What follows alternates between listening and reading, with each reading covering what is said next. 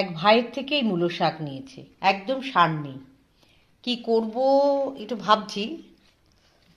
হয়তো কেউ মনে হয় না কোনোদিন এরকম খাবার খেয়েছে বলে।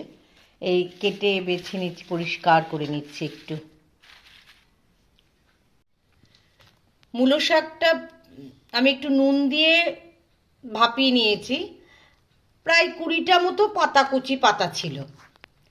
আর তার সঙ্গে একটা ছোট টমেটো নিয়েছি, 1 চামচে পোস্ত নিয়েছি, 1 চামচে চাল মগজ নিয়েছি, 4টে কাঁচা লঙ্কা নিয়েছি। যে যেরকম ঝাল খাবেন সেই অনুযায়ী দেবেন। পনিরটা ছোট ছোট করে কেটে আমি রিফাইন অয়েল দিয়ে পনিরটা ভেজে নিয়েছি অল্প করে।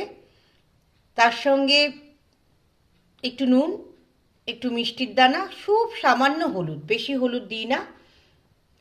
এবার সবটা যে মিশ্রণটা আমি রেখেছি, মূলো শাকের পাতা, টমেটো, কাঁচা লঙ্কা সব একসঙ্গে বেটে নিয়েছি। একটু সামান্য আদা দিয়েছি, আদা দিয়ে বেটে নিয়ে আমি ওই মিশ্রণটাই পনিরের মধ্যে দিয়ে ভালো করে নাড়াচাড়া করে খুব সামান্য একটু গরম জল দিয়ে পরিমাণ মতন একটু নুন, একটু মিষ্টি দিয়ে, 2টো কাঁচা লঙ্কা দিয়ে নামিয়ে নিলাম।